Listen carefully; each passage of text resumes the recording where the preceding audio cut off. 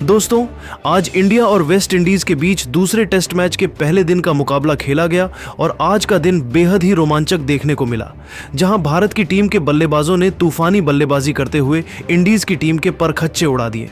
तो ऐसे में आज हम आपको इस वीडियो में बताएंगे इंडिया और इंडीज के दूसरे टेस्ट के पहले दिन का पूरा रोमांचक हाइलाइट्स। तो ऐसे में आप इस वीडियो को अंत तक जरूर देखिएगा और अगर आप भी भारत की टीम के बहुत बड़े फैन हैं तो आप इस वीडियो को एक लाइक जरूर कर लीजिएगा। इस वीडियो का लाइक टारगेट 1000 लाइक्स का है। दोस्तों, आज दिल्ली के अरुण जेटली स्टेडियम में टेस्ट क्रिकेट का रंग जम चुका है। जी हां, आज से शुरू हुआ भारत और वेस्ट इंडीज के बीच सीरीज का दूसरा टेस्ट मुकाबला और जैसा कि सभी को उम्मीद थी, टीम इंडिया ने फिर एक बार धमाकेदार शुरुआत की है। इस मुकाबले में टीम इंडिया के कप्तान शुभमन गिल ने टॉस जीतते ही बिना ज्यादा सोचे एक बड़ा फैसला लिया। उन्होंने पहले बल्लेबाजी चुनी। दिल्ली की यह पिच भले ही दिखने में हरी भरी लगे, लेकिन अंदर से बल्लेबाजों के लिए बहुत कुछ लेकर आई थी और शुभमन का यह फैसला बिल्कुल सही साबित हुआ। टीम इंडिया के ओपनर्स के एल राहुल और यशस्वी जायसवाल किसी और ही मूड में मैदान पर उतरे थे। जहां जायसवाल का शांत चेहरा था, लेकिन आंखों में गुस्सा, मानो वो वेस्ट इंडीज के गेंदबाजों को चुनौती दे रहे कि एल राहुल अपनी पहचान के मुताबिक बेहद क्लासिक और टेक्निकल अंदाज में खेल रहे थे। जेडन सील्स ने नई गेंद से पहला स्पेल शुरू किया। पहली 2 गेंदें बाहर की ओर स्विंग हुई, लेकिन राहुल ने धैर्य से उन्हें जाने दिया। तीसरी गेंद जरा अंदर आई। राहुल ने खूबसूरती से उसे कवर ड्राइव किया और गेंद सीधे बाउंड्री की ओर दौड़ी। स्टेडियम में तालियों की गूंज। राहुल दूसरे एंड से जोहान लेन आए और उन्होंने जायसवाल पर निशाना साधा। कुछ देर तक जायसवाल ने रक्षात्मक खेल दिखाया, लेकिन छठे ओवर में जैसे ही लेन ने गेंद थोड़ी फुल डाली, जायसवाल ने आगे बढ़कर शानदार कवर ड्राइव मारा। बॉल सीधी बाउंड्री लाइन के पार। इस शॉट के बाद जायसवाल के चेहरे पर एक हल्की मुस्कान थी, मानो कह रहे हों अब खेल शुरू हुआ है। 10 ओवर के बाद भारत का स्कोर था 36 बिना किसी नुकसान के। राहुल 17 पर, जायसवाल 18 पर, दोनों सेट हो चुके थे। अब वेस्ट इंडीज ने स्पिन का कार्ड खेला। जोमेल वारिकन और खेरी पियरे को गेंद सौंपी गई, लेकिन यहां से मैच का मूड पूरी तरह बदल गया। जायसवाल ने स्पिनरों पर जैसे तूफान बरपा दिया। पहले वारिकन की गेंद पर लॉन्ग ऑन के ऊपर से, फिर अगले ओवर में खेरी पियरे की गेंद को स्वीप करते हुए चौका। दिल्ली के दर्शक झूम उठे। जायसवाल के नारे हर कोने से आने लगे। दूसरी ओर के टेल राहुल अपनी टाइमिंग से जादू बिखेर रहे थे। ना कोई जल्दबाजी, ना कोई खतरा, बस क्लासिक क्रिकेट। एक ओवर में उन्होंने ग्रीव्स की लगातार 2 गेंदों पर स्ट्रेट ड्राइव और कवर ड्राइव मारी। हर शॉट ऐसा कि देखने वाले बस वाह कह उठे। वेस्ट इंडीज के कप्तान ने फील्ड फैलाई। गेंदबाज बदले, लेकिन राहुल और जायसवाल का जो धैर्य था उसने सबको परेशान कर दिया। विकेट नहीं मिला, ना कोई चांस। गेंदबाजों के चेहरों पर पसीना और हताशा दोनों झलक रहे थे। पहले घंटे के खेल के बाद टीम इंडिया का स्कोर था 58 रन बिना किसी विकेट के नुकसान पर। टीम इंडिया की शुरुआत बेहतरीन थी। गेंद अब पुरानी हो रही थी और दिल्ली की पिच भी अब बल्लेबाजों के लिए और अनुकूल लगने लगी थी। उसके बाद यशस्वी जायसवाल ने गियर बढ़ा दिया। ग्रीव्स की शॉर्ट गेंद पर पुल शॉट, गेंद सीधा स्क्वायर लेग बाउंड्री की ओर गई। फिर अगली गेंद पर कदमों का इस्तेमाल करते हुए लॉन्ग ऑफ के ऊपर से एक और चौका। जायसवाल का आत्मविश्वास गजब का लग रहा था। वो न सिर्फ रन बना रहे थे, बल्कि अपने शॉट्स से मैच का टेम्पो सेट कर रहे थे। राहुल इस बीच दूसरे छोर से उन्हें सपोर्ट करते रहे। हर बार जब गेंदबाज थोड़ा भटकते, राहुल चौका जड़ देते। उनके बैट से निकली हर बॉल से क्लास झलक रही थी। कमेंटेटर भी कहने लगे, देखिए ये जोड़ी भारतीय टेस्ट क्रिकेट की नई उम्मीद है। राहुल की टाइमिंग और जायसवाल की आक्रामकता परफेक्ट बैलेंस है टीम इंडिया के लिए। धीरे धीरे स्कोरबोर्ड बढ़ता गया। जायसवाल 30 फिर 40 के पार पहुंचे। राहुल भी 35 के करीब थे। वेस्ट इंडीज के कप्तान ने आखिरी 15 मिनट में फिर उम्मीद थी कि शायद नई गेंद थोड़ी हरकत करे और भारत को पहला झटका दे, लेकिन दोनों बल्लेबाजों ने हर चुनौती को बड़ी आसानी से पार कर लिया। सील्स ने इन स्विंगर डाली, राहुल ने सुंदर फ्लिक किया, लेन ने बाउंसर डाली, जायसवाल ने उसे पुल किया। हर बार भारतीय बल्लेबाजों का पलड़ा भारी रहा और फिर आया वो पल जब सेशन के आखिरी ओवर में जायसवाल ने शानदार कवर ड्राइव खेलते हुए अपना स्कोर 48 तक पहुंचा दिया। दूसरी ओर के.एल राहुल 38 रन बनाकर नाबाद रहे। लंच ब्रेक का समय हुआ और पहले सेशन तक भारत का स्कोर था 96 रन बिना किसी नुकसान के। ड्रेसिंग रूम में मुस्कुराहटें थीं। कप्तान शुभमन गिल का फैसला सही साबित हुआ। टीम इंडिया का आत्मविश्वास आसमान छू रहा था। जिसके बाद दूसरे सेशन का आगाज हुआ। सेशन की पहली ही गेंद से माहौल में उत्सुकता थी। वेस्ट इंडीज के गेंदबाजों के चेहरों पर थोड़ी थकान, लेकिन अब भी उम्मीद बाकी थी। गेंद हाथ में थी जोहान लेन के पास और स्ट्राइक पर यशस्वी जायसवाल थे। ओवर की दूसरी गेंद जैसे ही ऑफ स्टंप के बाहर आई, जायसवाल ने हल्के हाथों से कवर की ओर एक सिंगल लिया और इसके साथ ही उन्होंने अपनी हाफ सेंचुरी पूरी की। सिर्फ 84 गेंदों में 50 रन। दिल्ली की भीड़ खड़ी हो गई, तालियों की गूंज पूरे स्टेडियम में फैल गई। युवा बल्लेबाज ने फिर एक बार दिखा दिया कि क्यों उन्हें भारत का भविष्य कहा जाता है। दूसरी ओर के एल राहुल हमेशा की तरह शांत और धैर्यवान थे। वह समझ चुके थे कि इस पिच पर वक्त बिताना ही सफलता की कुंजी है। दोनों ने मिलकर भारत के स्कोर को 100 रन के पार पहुंचा दिया। लेकिन जेडन सील्स गेंदबाजी करने आए और उनके ओवर की आखिरी गेंद पर जायसवाल ने एक बड़ा शॉट खेलने की कोशिश की। गेंद ऊंची गई, लेकिन उतनी दूर नहीं और डीप मिड विकेट पर खड़े जोमेल वारिकन ने कोई गलती नहीं की। जायसवाल कैच आउट हो गए। पूरे मैदान में एक पल के लिए सन्नाटा छा गया। जायसवाल ने 87 गेंदों में 57 रन बनाए। चौकों और आक्रामकता से भरी एक क्लासिक पारी। जैसे ही वह पवेलियन की ओर लौटे, स्टैंड से जोरदार तालियां गूंजी। हर कोई उनके प्रयास को सलाम कर रहा था। भारत को पहला झटका जरूर लगा, लेकिन स्कोर बोर्ड पर रन लगातार बढ़ रहे थे। अब क्रीज पर आए युवा बल्लेबाज साई सुदर्शन, जिन्हें पिछली पारी में ज्यादा मौका नहीं मिला था। सबको उम्मीद थी कि वो इस बार बड़ा स्कोर करेंगे, लेकिन वेस्ट इंडीज के स्पिनर रोस्टन चेज कुछ और ही सोचकर आए थे। रोस्टन चेज ने अपनी क्लासिक ऑफ स्पिन से बल्लेबाजों को परेशान करना शुरू किया। ओवर की तीसरी गेंद जरा नीची रह गई। साई सुदर्शन ने आगे बढ़ने की कोशिश की, लेकिन गेंद सीधे उनके पैड पर लगी और अंपायर ने उंगली ऊपर कर दी। LBW out. साई सुदर्शन सिर्फ 5 रन बनाकर लौट गए।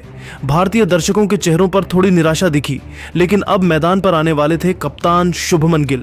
और जैसे ही गिल मैदान में उतरे, स्टेडियम में एक नई ऊर्जा दौड़ गई। गिल ने आते ही आत्मविश्वास भरी नजर से चारों ओर देखा और फिर क्रीज पर डटे के एल राहुल की ओर मुस्कुराते हुए सिर हिलाया। संकेत साफ था, अब हम दोनों मिलकर पारी संभालेंगे। गेंदबाजों को पढ़ा, विकेट की बाउंस को समझा और जब मौका मिला तो क्लासिक अंदाज में शॉट्स खेले। दूसरी ओर राहुल धीरे धीरे अपनी पारी को आगे बढ़ा रहे थे। उनकी हर स्ट्रोक में शालीनता और आत्मविश्वास झलक रहा था। थोड़े ही समय में केएल राहुल ने भी अपना अर्धशतक पूरा कर लिया। फिर से तालियां, फिर से खुशी, और इस बार तो गिल ने खुद जाकर राहुल को बधाई दी। दोनों बल्लेबाजों के बीच शानदार तालमेल देखने को मिल रहा था। अब खेल की लय पूरी तरह भारत के हाथ में थी। वेस्ट इंडीज के गेंदबाज कुछ नया करने की कोशिश करते रहे, लेकिन ना स्विंग काम आई, ना स्पिन, ना ही बाउंसर का जादू चला। गिल और राहुल ने मिलकर स्कोर को 150 के पार पहुंचा दिया। गिल अब पूरी तरह सेट हो चुके थे। एक ओवर में उन्होंने अटैकिंग मूड दिखाते हुए 3 लगातार चौके लगाए। एक स्ट्रेट ड्राइव, एक कवर ड्राइव और एक पुल शॉट। हर चौके के साथ भीड़ उछल पड़ी, तिरंगे लहरने लगे और माहौल में भारत भारत की गूंज छा गई। राहुल इस बीच अपनी स्थिर पारी को बखूबी आगे बढ़ा रहे थे। सिंगल, डबल और जब मौका मिला तो बाउंड्री। दोनों के बीच आधी सदी की साझेदारी पूरी हो चुकी थी। टीम इंडिया की पारी फिर से मजबूत हो गई थी और कप्तान गिल की उपस्थिति से ड्रेसिंग रूम में भरोसा लौट आया था। सेशन के आखिरी कुछ ओवरों में दोनों ने समझदारी से खेला। न कोई रिस्क, बस टिक्कर बल्लेबाजी, सिंगल, डबल और हर रन को कीमती समझते हुए स्कोर को आगे बढ़ाया। जैसे ही अंपायर ने दूसरे सेशन के अंत का संकेत दिया, स्कोर बोर्ड पर लिखा था के एल राहुल 78 रन पर नाबाद और शुभमन गिल 37 रन पर टिके हुए। भारत की पारी अब एक मजबूत दिशा में आगे बढ़ चुकी थी और दिन के आखिरी सेशन के लिए फैंस की उम्मीदें आसमान छू रही थीं। जिसके बाद जैसे ही दिन का आखिरी सेशन शुरू हुआ, एक बार फिर से टीम इंडिया के लिए केएल राहुल और शुभमन गिल बल्लेबाजी करने के लिए मैदान पर आए। इस सेशन में हर भारतीय फैन के मन में सिर्फ एक ही ख्वाहिश थी, आज केएल राहुल शतक बनाई और कप्तान गिल के बल्ले से चौकों की बरसात हो। सेशन की शुरुआत में दोनों बल्लेबाजों ने बेहद सतर्क खेल दिखाया। गेंदबाजों ने नई गेंद से पूरी कोशिश की कि भारत को जल्दी कोई झटका दे सकें, लेकिन राहुल और गिल का संयम देखने लायक था। हर गेंद को ध्यान से देखा, बाहर जाती गेंदों को जाने दिया और पिच के हर इंच को परखा। शुभमन गिल का बैट एकदम स्थिर था और राहुल का फुटवर्क शानदार। धीरे धीरे दोनों ने पारी को स्थिरता दी और रन धीरे धीरे बढ़ने लगे। हालांकि शॉट्स कम थे, लेकिन जब भी केएल राहुल ने गेंद पर बल्ला मारा तो वह पल यादगार बन गया। एक बार जब जोहान लेन ने ऑफ स्टंप के बाहर फुल गेंद डाली, राहुल ने बैकफुट पर जाकर ऐसा कवर ड्राइव मारा कि गेंद हवा चीरती हुई बाउंड्री के पार चली गई। कमेंट्री बॉक्स में आवाज आई, कितनी क्लास है इस खिलाड़ी में, हर शॉट जैसे फोटो फ्रेम में कैद करने लायक। फैंस ने भी राहुल के इस बैकफुट पंच और टाइमिंग की तारीफ में तालियां बजाईं। ऐसा लगा मानो पिच पर कोई कवि बल्ले से कविताएं लिख रहा हो। कुछ देर बाद दोनों ने मिलकर भारत को 200 रन के पार पहुंचा दिया और इस तरह भारत की बढ़त और मजबूत होती चली गई। अब समय था कप्तान शुभमन गिल के शो का। रोस्टन चेज गेंदबाजी पर आए और गिल ने तय कर लिया कि अब उन्हें दबाव में नहीं रहना है। चेज के ओवर की दूसरी गेंद पर गिल ने आगे बढ़कर शानदार लॉन्ग ऑन के ऊपर लगाया। फिर उसी ओवर की आखिरी गेंद पर एक और जबरदस्त, इस बार सीधा मिड विकेट के ऊपर। स्टेडियम में शोर गूंज उठा, गिल गिल गिल, और इन दो के साथ ही गिल ने अपनी हाफ सेंचुरी पूरी की, सिर्फ 73 गेंदों में अर्धशतक। कप्तान ने एक बार फिर दिखा दिया कि क्यों उन पर टीम इंडिया ने भरोसा जताया है। उनकी आंखों में आत्मविश्वास था और बल्ले में वह चमक जो किसी लीडर की पहचान होती है। वेस्ट इंडीज के गेंदबाज अब पूरी तरह थके हुए दिखने लगे थे। गिल और राहुल दोनों ने रन बटोरने की रफ्तार बढ़ा दी। राहुल अपनी शांत लय में सिंगल डबल लेते रहे, जबकि गिल आक्रामक अंदाज में रन बनाते रहे। धीरे धीरे स्कोर 250 के पार जा पहुंचा और अब पूरा स्टेडियम राहुल के शतक का इंतजार करने लगा।